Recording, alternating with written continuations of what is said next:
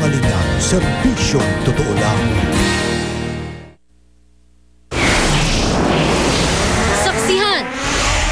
Araw ng Biyernes, July 13, 2012, idiniklarang National Day of Remembrance ng Malacanang bilang pagkilala kay Comedy King Dolphy.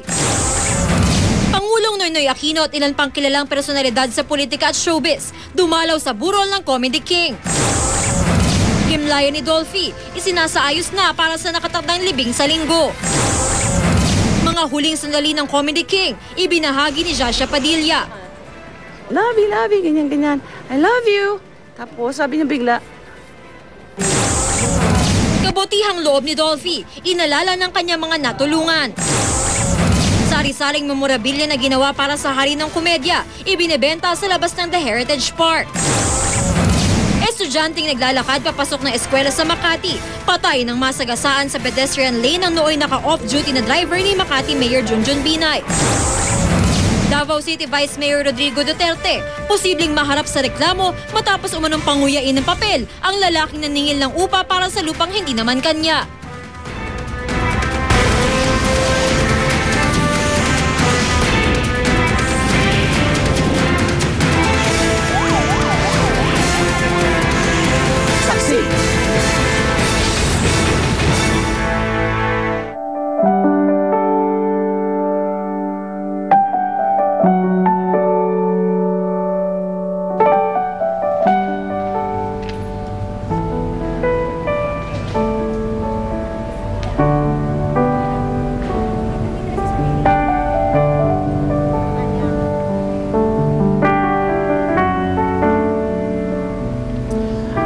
Kasama niyo pa rin yung Liga ng Katotohanan sa paghati ng mga pinakasariwang balita kaugnay po ng pagpano ni Comedy King Dolphy.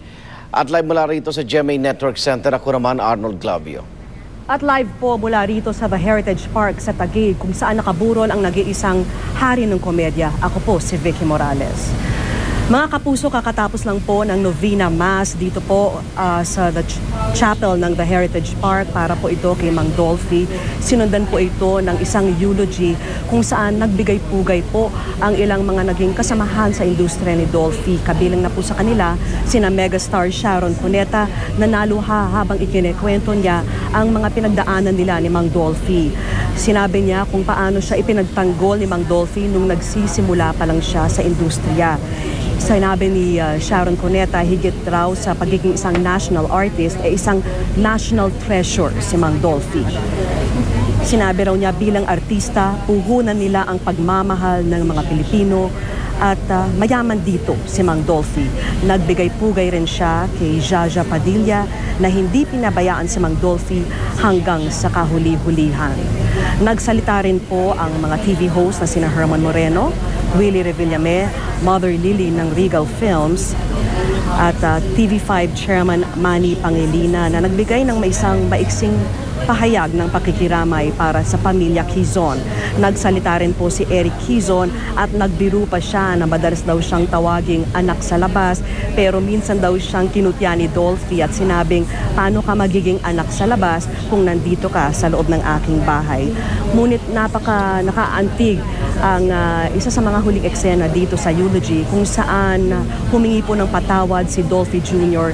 kay Jasha Padilla dahil sa ilang mga di pagkakaintindihan at sabay nagyakap ang dalawa ng napakatagal. Mga kapuso, pasado alas 11 po ng gabi at tuloy-tuloy pa rin ang pagdating ng mga nagmamahal kay Mang Dolphy. Kabilang na po sa kanila sina Beth Ortesa na nagsulat ng biography ng King of Comedy. Dumating din ang mga artistang sina Aga Mulak at Jano Gibbs at pati ang kapwa-komedyante niyang si Ogie Alcacid at ang kanyang may bahay na si Regine Velasquez ay dumating din, pati rin si Aga Mulak na isang self-confessed fan ni Mang Dolphy. Dumating din po si Direktor Jose Javier Reyes at narito po ang ilan sa kanilang mga naging pahayag tungkol kay Mang Dolphy. He makes us laugh He makes us laugh, so syempre we love him. He's our everyman. Parang he reminded me so much of my dad Pati yung boses niya, yung demeanor niya, ganun. So, I guess because ganun ang tingin natin sa kanya, he was a father to everybody. lungkot talaga yung pagkawala niya. Isang malaking kawalan sa industriya natin, lalo-lalo na sa akin dahil hinangaan ko talaga yan, di ba? Parang naging inspirasyon kaya na sana maging ganun ako.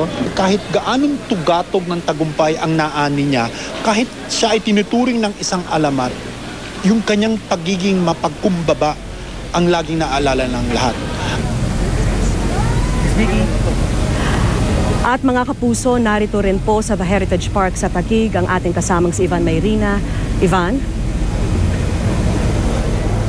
Yes, Vicky, mula sa masa, sa industriya ng pelikula at politika, masasabi nga nating may kinatawan mula sa lahat ng sektor ng sambayan ng Pilipino ang bumisita sa burol ng Comedy King sa The Heritage Park ngayong araw. At maging si Pangulong Noynoy Aquino nagbigay pugay sa Comedy King. Agad sumilip sa kabaong ni Comedy King Dolphy si Pangulong Noynoy Aquino pagkadating sa The Heritage Park pasado alas 5 ng hapon kanina. Malugod siyang sinalubong ng mga kaanak at long-time partner ng Comedy King na si Shasha Padilla. Bukod sa Pangulo, ilang henerasyon ng mga artistang bumisita sa necrological service para kay Dolphy ngayong gabi. Kabilang sina Gloria Romero, Eddie Garcia, Judy Ann Santos at Claudine Barreto. It's a great loss for the industry, the passing of Dolphy, and his memory will linger with us forever. Ang mga komedyanteng sina Ogie Alcacid at Michael V, sinabing tinitingala at iniidolo nila ang galing at estilo ni Dolphy sa pagpapatawa. We can only hope na maabot namin siguro kahit kalahati nung na-achieve niya, okay na sa amin. Lahat ng comedians, sa kanya kinukuha yung style, no? Yung bawa, yung magbabakla-bakla. O di kaya naman yung magiging babae, bis babae. Yung mga simpleng ganon, kay Dolphy galing lahat yun eh. So, syempre, ginagaya namin. At hindi man pumasok sa politika, ilang personalidad din na inendorso niya ang nakiramay. Mahal talaga niya yung may hirap din. At yan ay parati niya kinikwento sa akin. Yung kanyang pinagdaanan at yung pagmamahal niya sa mga may hirap. Ngayong gabi na puno muli ng awitan, dasal at pagpupugay ang necrological service na inalay sa hari ng komedya. Bago nito, may ilang maagang dumalaw sa burol. Kabilang sa kanila si dating First Lady at ngayon Ilocos Norte Congresswoman Imelda Marcos, pati na si dating Zamboanga del Norte Representative Romeo Halos-Hos. Well, we just want to pray, just see and pray beside his coffin and to thank him for whatever he have done in his world. For us, he've done a lot. When I was in prison, Dolphy visited me. Nakiramay rin ang komedyanteng si Jimmy Santos, ang may-ari ng Sampaguita Pictures sa si Marichu Vera Perez Maceda at aktor na si Bembol Rocco. Dumalaw na rin dito kanina si Senador Lito Lapid na nakasama ni Dolphy sa mga pelikulang The Best in the West 1 at 2. Pagdating sa camera, lagi akong nate-take 2, nate-take 3 dahil kasi natatawa talaga ako dahil wala sa rehearsal yun eh. Nung araw pa kasi extra lang ako, kasama ko na yan eh. Tsaka yun nga, idol ko siya, pakabait niya, lalo sa mga pamilya niya. Vicky, July 15, araw ng linggo, itinakda ang libing ng Comedy King. Pero maliban sa petsa, ay wala pang ibang detalye na ipinapahayag ang pamilya Quezon. At bukas po at sa araw ng Sabado mula alas 8 hanggang alas 3 ng hapon ay muling bubuksan sa publiko ang burol ni Dolphy. At live mula dito sa Taguig, ako si Ivan Mayrina, ang inyong saksi.